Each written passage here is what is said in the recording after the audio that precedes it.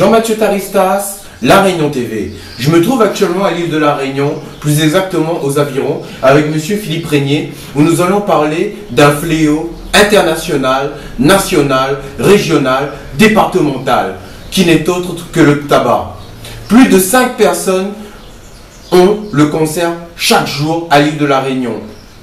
Avec l'aide du Conseil général, avec l'aide des médecins du CHR de Belle-Pierre, du service addictologie, nous remercions d'ailleurs le docteur Mété et les différentes personnes qui vont être dans ce reportage, on va mieux vous éclairer sur les risques et la problématique du tabac à l'île de La Réunion. Monsieur Philippe Régnier, bonjour. Bonjour, monsieur Taristas. Enchanté. Tout le plaisir est pour moi. Pour moi aussi. Vous avez commencé à fumer à quel âge, monsieur Régnier? À l'âge de 13 ans. À l'âge de 13 ans, vous consommiez combien de cigarettes par jour à peu près? Ça allait en augmentant jusqu'à 2 paquets par jour. D'accord. Et apparemment, vous avez commencé à avoir des soucis de santé à partir des années 1998? Oui, Donc vous avez commencé à fumer à l'âge de 13 ans.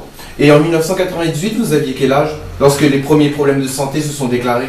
45 ans. 45 ans. Et donc à ce moment-là, en 1998, vous avez fait l'objet d'une opération des cordes vocales. Oui, parce que je ne parlais plus. Vous pouvez me dire comment ça se passe, une opération des cordes vocales, s'il vous plaît? On enlève tous les ganglions et les polypes. Cette opération se fait sous anesthésie. Anesthésie générale. Et à la fin de l'opération, je pense que vous devez quand même avoir des douleurs insupportables. Oui, Et suite à ça, le chirurgien vous avait préconisé d'arrêter de fumer. oui, mais je ne l'ai pas écouté. Malgré vous vous êtes fait, même si vous vous êtes fait couper les cordes vocales, quoi. Je n'ai pas coupé les cordes vocales, j'ai enlevé les ganglions juste.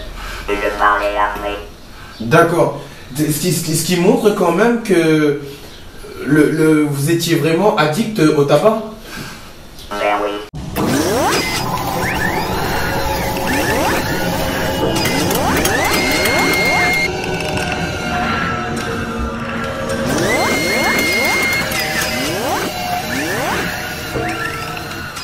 Docteur Mété, bonjour. Bonjour.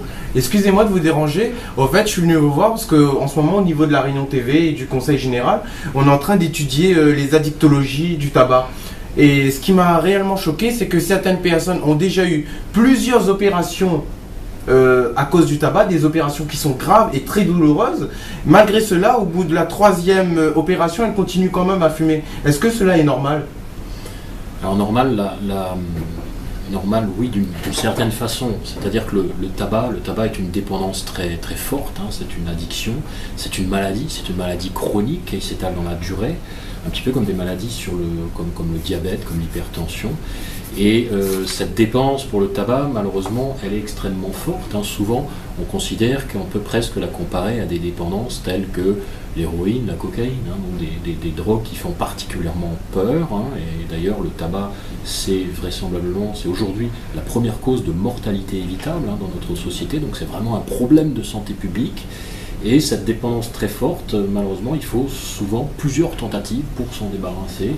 Il faut bien souvent entre 4 et 6 tentatives de sevrage tabagique pour réussir à être durablement abstinent. Donc c'est une affaire qui s'étale sur le temps, et la motivation, elle peut se développer petit à petit, et par contre la maladie ne suffit pas forcément pour amener la personne à avoir envie de s'arrêter. Ça explique qu'on puisse voir des gens très malades, avec des cancers, avec des maladies graves, avec des amputations, qui malgré tout continuent parce qu'ils n'ont pas complètement encore pris conscience de l'importance du tabac, et ça ne suffit pas à les motiver pour s'arrêter.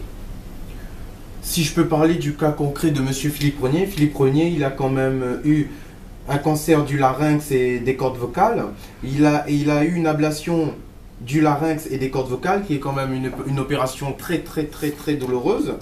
Et malgré cela, il a continué à fumer. En fait, je fais qu'argumenter ce que dit le docteur Mété. Et puis, si vous pouvez filmer cette image, une personne qui a subi l'ablation des 4 membres et qui continue à fumer, malgré l'ablation de ces 4 membres, elle a ici un petit cintre qui l'a permis de fumer.